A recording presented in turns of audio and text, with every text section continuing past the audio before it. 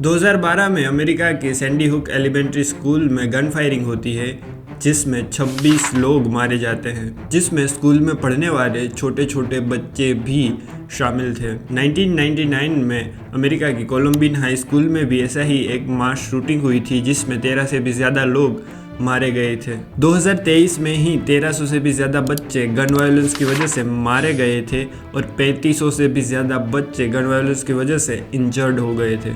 America में हर 100 लोगों पर 120 गन्स मौजूद हैं। US gun market is biggest in the world. 2020 से 2022 के बीच में अमेरिका में बच्चों की सबसे ज़्यादा मौत के लिए सबसे बड़ा फैक्टर था gun violence. And if you had asked me then, or 25 years ago, or maybe even 10 years ago, that we would ever have the need to lock our doors, put cameras on the doors, and to protect our students, I would have probably laughed. I don't laugh anymore. It can happen anywhere. जिसमें gun violence की वजह से उन सालों में America में 10,000 से भी ज़्यादा बच्चे मारे गए थे। और दूसरे नंबर का सबसे बड़ा रीज़न था कार एक्सीडेंट, जिसकी वजह से 9,000 बच्चे मारे गए थे। जिससे कि आप समझ सकते हैं कि अमेरिका में ये गन वायलेंस कितनी बड़ी प्रॉब्लम है। तो आइए आज के इस वीडियो में इसी यूएस के गन कल्चर को डिटेल में जानते हैं।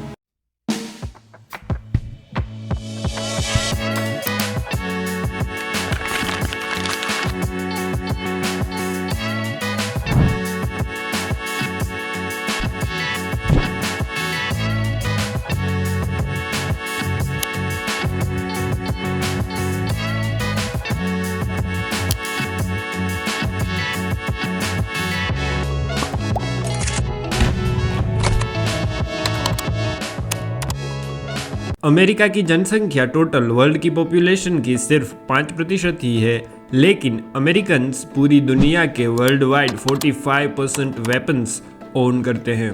2015 में यहाँ पर 336 दिनों में 355 मास शूटिंग के इंसिडेंट हुए थे। आए दिन यहाँ से मास शूटिंग की खबरें आती रहती हैं। अब तो ये इतनी कॉमन हो गई है कि अब तो ये हेडलाइंस भी नहीं बनाती। सेंट लुइस जैसा शहर जहाँ की पॉपुलेशन सिर्फ 3,000 ही है, ऐसे छोटे से शहर में भी एक साल में 250 से भी ज़्यादा मर्डर्स हो जाते हैं। अमेरिका में दुनिया की सबसे ज़्यादा गन्स मैन्युफैक्चर होती है। यहाँ पर जितने लोग मौजूद हैं उससे भी कई गुना ज़्यादा गन्स यहाँ पर मैन्युफैक्चर होती है। अमेरिका में 42% house holds at least have one fire arm, but still America में गन परचेसिंग स्लो डाउन नहीं हो रही है, क्योंकि कई लोग एक से ज़्यादा हथियार रखना भी पसंद करते हैं।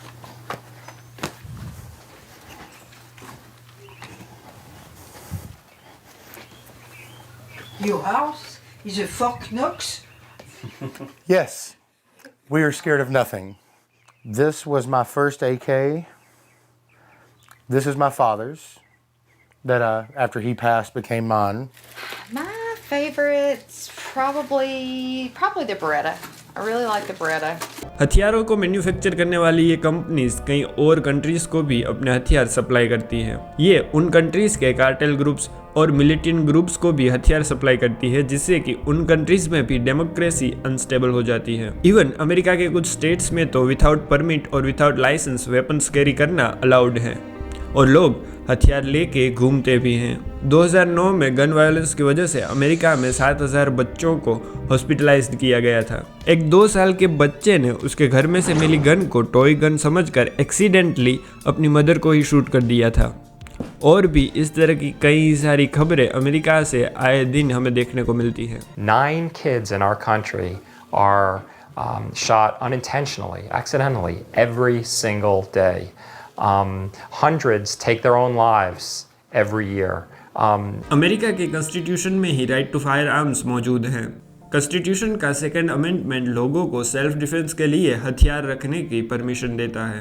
अब अमेरिका में जो ये गन कल्चर है वो औरों से थोड़ा अलग है, क्योंकि 1700 से ही यहाँ पर राइट टू बेयर आर्म्स मौजूद हैं। इसीलिए उस वक्त पर तो ये हथियार लोगों की सुरक्षा के लिए, उनके सर्वाइवल के लिए और हंटिंग के लिए ज़रूरी भी थे।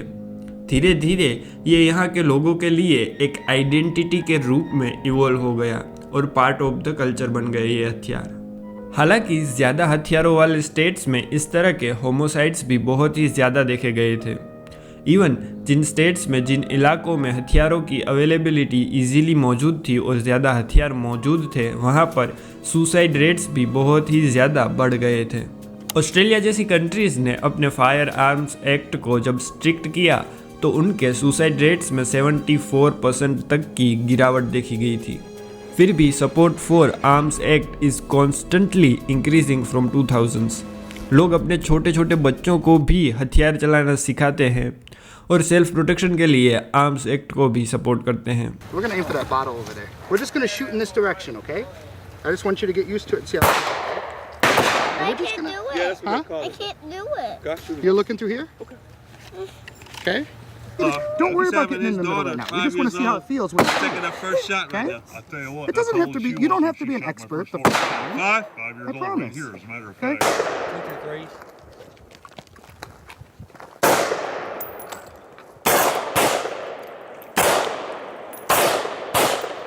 2, 1, go! जहाँ कई लोग इस गन कल्चर को सेलिब्रेट करते हैं, वहीं दूसरी ओर कई लोग ऐसे भी हैं जो इस गन कल्चर का बहुत ही सख्ती से विरोध भी करते हैं। ये ऐसे लोग हैं जिन्होंने गन वायलेंस की वजह से अपने निर्दोष बच्चों को खोया है। ये ऐसे लोग हैं जिन्होंने गन वायलेंस की वजह से मास शूटिंग में अपने निर्दोष अपनों को खोया है। कई लोग तो ऐसे थे जो सिर्फ बाज़ार में घूम रहे थे और बिना किसी वजह से मास शूटिंग में उनको गोली आके लगी और वो पूरी ज़िंदगी के लिए अपाहिज हो गए। Less than a year ago, my son Christopher Ross Michaels Martinez was shot and killed in Isla Vista. He was another casualty of the daily carnage in our schools, homes, towns, and cities. Today, it can happen at any time, any place, to anyone in America. I support the Second Amendment. I am not anti-gun. क्या India में भी इस तरह का कोई arms act होना चाहिए जिससे कि भारत के आम नागरिकों को भी अपनी सुरक्षा के लिए हथियार मिल पाएँ? वेल, इसको लेकर मेरा तो ओपिनियन यही है कि इस तरह का कोई एक्ट नहीं होना चाहिए, क्योंकि अगर हथियारों की अवेलेबिलिटी ईजीली हो गई तो वो विनाश के ही काम आएंगे। कई आतंकवादी जब हमारे देश में घुसपैठ करते हैं तो यहाँ की नागरिकता के डॉक्यूमेंट्स, नकली डॉक्यूमेंट्स पाना उनके लिए कितना आसान हो जाता है। तो ऐसे में अगर ऐसा कोई एक्ट आ भी गया जिसमें हम स्ट्रिक्टली लोगों के डॉक्यूमेंट्स चेक करके उन्हें हथियार देने लगे, तो भी उनके लिए नकली डॉक्यूमेंट्स बनाना कितना मुश्किल होगा। ऐसे में वो हमारे ही हथियार हमारे ही खिलाफ यूज़ कर सकते हैं, हमारे लोगों के खिलाफ ही यूज़ कर सकते हैं। कई लोग ऐसा भी कहते हैं कि गन्स सिर्फ डराने के लिए ही रखनी होती है, लेकिन जो इंसान छोटी मोटी झगड़े में, छोटी मोटी बातचीत में, छोटी मोटी लड़ाई में गन निकाल सकता है डराने के लिए, उसके लिए ट्रिगर दबाकर किसी को मारना कितना ही मुश्किल होगा। लेकिन ये तो मेरा ओपिनियन था इस गन कल्चर को लेकर। आपका क्या ओपिनियन है हमें कमेंट में ज़रूर बताएं और ऐसी ही और वीडियोस देखने के लिए हमारे चैनल को ज़रूर से सब्सक्राइब कीजिएगा।